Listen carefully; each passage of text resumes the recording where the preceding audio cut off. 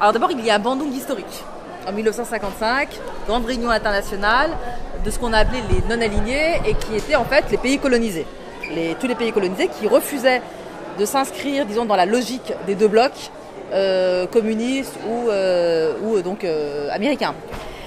Et en fait, c'était les pays du tiers-monde qui ont fait naître justement ce qu'on a pu appeler le tiers-monde politique.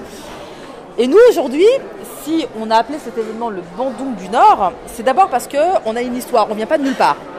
On vient d'une histoire des luttes anticoloniales et il se trouve que le Bandung de 1955 a été une date extrêmement importante.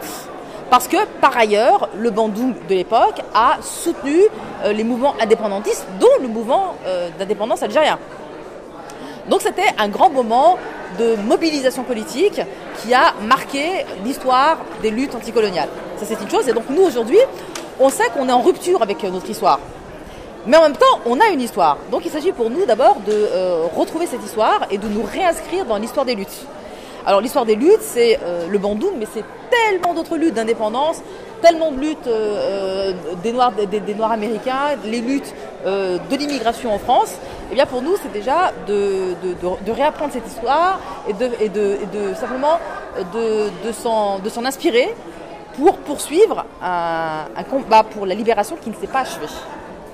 Parce qu'en fait, nous sommes toujours dans la logique d'un monde colonial. Nos pays sont toujours colonisés, nos pays d'origine. Et par ailleurs, la nouveauté, c'est que nous formons aujourd'hui une minorité, une grande minorité dans les pays du Nord. Et nous sommes ce qu'on pourrait appeler des Suds du Nord. Et à ce titre, nous nous reconnaissons comme des militants postcoloniaux qui subissons un traitement particulier. Alors, on est une réalité sociale et démographique. Est-ce qu'on va décider de devenir une réalité politique? C'est ça, le défi du Bandung du Nord. Donc en fait, il s'agit à la fois de comprendre une nouvelle réalité sociale et politique, mais également de comprendre qu'on ne s'en sortira pas seul.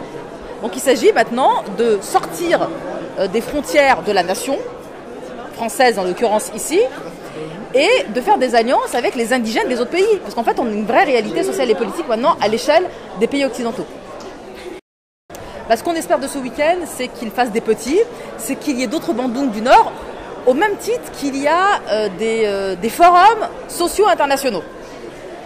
Il faut qu'il y ait des Bandung du Nord dans toutes les capitales des pays occidentaux. Voilà, ça c'est un des premiers objectifs. Il faut que ça devienne une tradition politique à l'intérieur des post-colonisés, mais il faut également il faut aussi construire une politique stratégique. Il ne s'agit pas simplement de toutes les années de se retrouver dans un pays, il s'agit de penser la question des rapports de force dans les pays dans lesquels on est. Donc il s'agit de faire reculer l'islamophobie, le racisme d'État, les crimes policiers, l'impérialisme. Voilà, c'est ça qu'il s'agit de faire. Donc en fait, nous ce qu'on veut, c'est faire grandir cette conscience politique, déjà chacun à notre niveau, mais aussi au niveau international.